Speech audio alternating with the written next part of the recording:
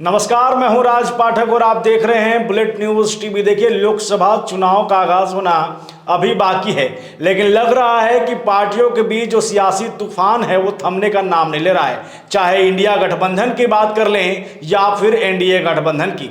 NDA गठबंधन में PM Modi लगातार बिहार का दौरा तो कर रहे हैं, लेकिन जब लिस्ट जारी करने की बारी आई तो बिहार उस 195 के लिस्ट से बाहर निकला। सवाल यही है कि आखिरकार एनडीए जो लगातार अपने आप को मजबूत स्थिति में बता रही है, उसके पास क्या अभी तक बिहार में उम्मीदवार तय करने की क्षमता नहीं मिली है, वो कैंडिडेट नहीं मिले हैं, या फिर जो गठबंधन है उसमें कुछ सही नहीं चल रहा है। हमारे साथ वरिष्ठ पत्रकार विपुल कुमार जी हैं, हमारे सहयोगी हमारे साथ जुड़े हैं। विपुल जी, सवाल तो यही है ना कि जिस तरीके से आप देख रहे हैं एनडीए गठबंधन की, तेजस्वी यादव साहब कह दिए कि उनसे पहले मेरा बंटवारा हो जाएगा सीटों का, लेकिन एनडीए के जो शीर्ष नेता हैं वो खामोश हैं बिहार को लेकर के। चिराग पासवान की बात कीजिए, उपेंद्र कुशवाहा की बात कीजिए, वो तो दिख ही नहीं रहे हैं कहीं पर। कैसे देख रहे हैं इसको आप? देखिए, इंडिया में सब कुछ फिलहाल ठीक है।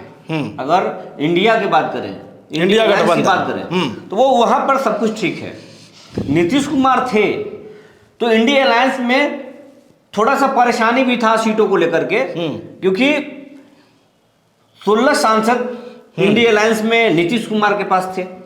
चाहिए थे। हाँ, नहीं थे, उनके सिटिंग सांसद थे। हाँ। 16 उनके पास सांसद थे, अभी भी हैं उनके 16 सांसद। तो 16 से पीछे तो वो हटने वाले नहीं थे। 16 सांसद, 16 सीटों पर तो वो लड़ते। आरजेडी के एक भी सांसद नहीं थे। लेकिन आरजेडी कॉम्प्रोमाइज करने की स्थिति में नहीं होता।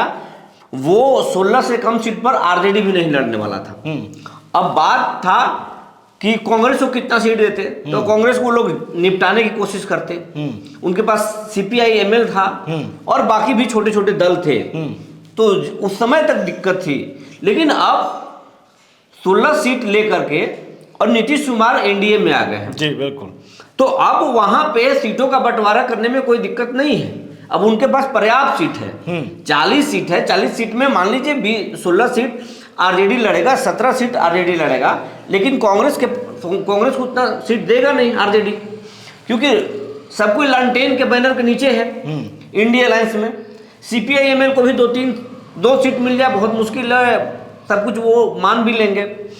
फिर बाकी भी दल, छोटे छोटे दल हैं जिनको ला सकता है इंडिया अलायंस, तो वो सब, वहां पे कोई दिक्कत नहीं है। वो लोग सही में वो लोग सब कुछ एनडीए से पहले कर लेंगे। लेकिन जो तेजस्वी जिस तरीके से कर रहे हैं कि हम सीटों का बंटवारा कर लेंगे, उम्मीदवारों की घोषणा कर लेंगे, तो ये सच्चाई नहीं है। बीजेपी अपने कई सांसदों को टिकट काटने वाली है। अच्छा। जेडीयू का भी कई सीटिंग सीट उनके हाथ से निकलने वाला है। बीजेपी वहां पे दावेदारी अपना ठोक रहा है। जैसे आप सीतामढ़ी ले लीजिए, वहां पे जेडीयू के सांसद हैं, लेकिन जेडीयू का सीट पे बीजेपी ने दावा ठोक दिया है कि हम यहां से लड़ेंगे, तो उनको वहां छोड़ना पड़ जाएगा। आप काराकाट में जेडीयू के सांसद हैं महाबली सिंह, वहां पर उपेंद्र कुशवाहा कर रहे हैं हम चुनाव लड़ेंगे, तो उनको अगर ऐसा हो जाता है तो वहां पे जेडीयू को नुकसान होगा। जेडीयू के गया में सांसद हैं, वहां मांझी को सीट दिया जा रहा है, तो वहां भी जेडीयू को नुकसान होगा। तो जेडीयू का जहां नुकसान हो रहा है, वो जेडीयू अपना सीट तो कहीं दूसरे जगह लेगा। बिल्कुल। अच्छा, अब 6 सीट जो है, 6 सांसद जो है लोजपा के हैं, लेकिन लोजपा 2 भागों में बटी हुई है। लेकिन लोजपा का मतलब, चिराग पासवान का कहना है कि लोजपा का मतलब तो रामविलास जी हैं, और लोजपा रामविलास ही है। पारस को तो मानने के लिए तैयार ही नहीं है। लेकिन पारस को नीतीश कुमार चाहते हैं। नीतीश कुमार का उनको आशीर्वाद प्राप्त है, और मोदी अभी नहीं चाहते कि नीतीश को नाराज करें। इसीलिए आप देखे होंगे कि औरंगाबाद की सभा में नीतीश कुमार को जबरन हाथ पकड़ के और मोदी अपने माला में लाए, दिखाने की कोशिश किए कि भाई बिहार में तो नीतीश जी के साथ ही चलना है। तो वो स्पष्ट संकेत था चिराग पासवान के लिए और उपेंद्र कुशवाहा के लिए, या जो भी एनडीए में घटक दल हैं, मांझी हैं, सबके लिए। मांझी मंच पे बैठे थे, पशुपति मंच पे बैठे थे, लेकिन किसी का नाम प्रधानमंत्री नहीं लिए। सिर्फ इज्जत अगर दिए, सम्मान दिए, तो नीतीश कुमार को दिए। तो वो एक साफ संकेत है। और जहां तक बात है चिराग पासवान जैसा सोच रहे हैं, चिराग पासवान के लिए वैसा होने नहीं जा रहा है। चिराग पासवान को बीजेपी निपटाने वाली है, बिल्कुल निपटाने वाली है। उपेंद्र कुशवाहा भी बीजेपी को एक बार छोड़ के भाग चुके हैं, तो वो दर्द जो है मोदी नहीं भूल पाए हैं। तो उपेंद्र कुशवाहा को भी नुकसान हो सकता है।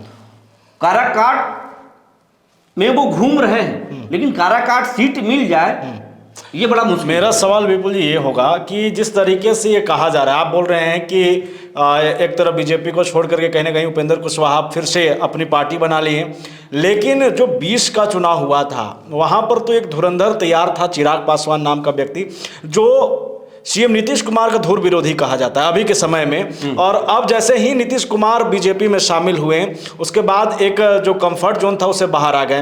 वो बीजेपी में नीतीश कुमार को नहीं देखना चाहते चिराग पासवान। ऐसी स्थिति में क्या ये सच है जिस तरीके से चर्चाएं हैं कि सीएम नीतीश भी नहीं चाहते कि ये जो अब एनडीए गठबंधन है 2024 का जो चुनाव होगा उसमें बीजेपी और जदयू के बीच में चिराग कहीं से आए, ऐसा सच दिख रहा है आपको? नहीं, बिल्कुल है, ये सच है। चिराग पासवान, आज अगर नीतीश कुमार के पास मात्र 45 विधायक हैं, 43 विधायक ही थे, 45 विधायक हैं, तो इसका सबसे बड़ा कारण चिराग पासवान है। और वो दर्द नहीं भूल पा रहे नीतीश कुमार। इसीलिए एक बात और आ रही है कि नीतीश कुमार हर हाल में लोकसभा के साथ विधानसभा चुनाव चाहते हैं, और वो विधानसभा को भंग भी कर सकते हैं, इसकी भी चर्चा है। और विधानसभा भंग हो जाए, ये चौंकाने वाली बात नहीं हो सकती है, इस पर भी बात चल रही है। बात चलिए, सवाल ये करेंगे, मतलब हमारे पास जो दर्शक जुड़े हैं उनका बीच में ये है ना कि जब इंडिया गठबंधन की आपने तो कह दिया कि अब जैसे ही नीतीश एनडीए में चले गए तो आसान हो गया सीट बंटवारा, लेकिन एनडीए पिछले अगर आंकड़े 19 का आंकड़ा देखिएगा तो जदयू और बीजेपी थी, दोनों एक बराबर 17-17 सीटों के साथ आई थी। अब का क्या होगा? चिराग पासवान आ गए हैं, पशुपति पारस हैं, उपेंद्र कुशवाहा हैं, जीतन राम मांझी हैं, जदयू भी है और फिर बीजेपी है। अब 6 दल बिहार का है, कैसे बंटवारा होगा, इसको कैसे देख रहे हैं? स्पष्ट आपको बता दें, चिराग पासवान जैसा सोच रहे हैं वो चिराग पासवान के साथ होने नहीं जा रहा है। अच्छा। कुशवाहा को भी झटका लगने वाला है, और मांझी तो मान चुके हैं कि भैया जो बीजेपी तय कर देगा, मुख्यमंत्री नीतीश कुमार जो तय कर देंगे वही होगा। तो चिराग ये मांझी को 1 सीट मिलेगा और उस पर वो संतुष्ट भी होंगे। कुशवाहा को भी 1 सीट मिल सकता है, और चिराग पासवान को 3 सीट की बात चल रही है कि 3 सीट देंगे। पशुपति पारस को भी उतना ही सीट देकर निपटा दिया जाएगा, इससे ज्यादा सीट नहीं मिलने वाला है।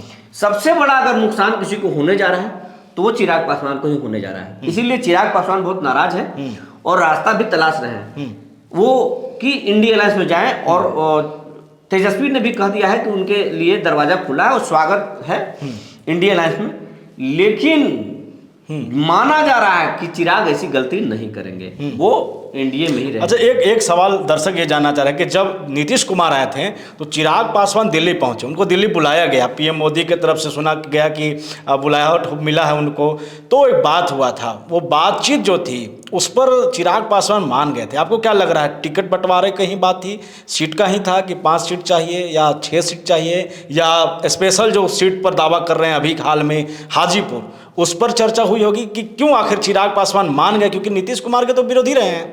कैसे देख रहे हैं? बीजेपी पूरे मामले को सुलझाने की कोशिश कर रही है, लेकिन नीतीश कुमार के जिद के आगे बीजेपी को बिहार में चलने वाला नहीं है। वो दिख रहा है। 2024 में उनको सीट चाहिए। 2019 में जितना सीट जीत के आए थे उससे ज्यादा सीट चाहिए, लेकिन आप देखिए 40 में से 39 सीट 2019 में बिहार में जीते हैं, क्या उससे ज्यादा जीत पाएंगे? यूपी में आप देखिए 80 में से 68 सीट जीत गए थे, उससे ज्यादा क्या जीत पाएंगे?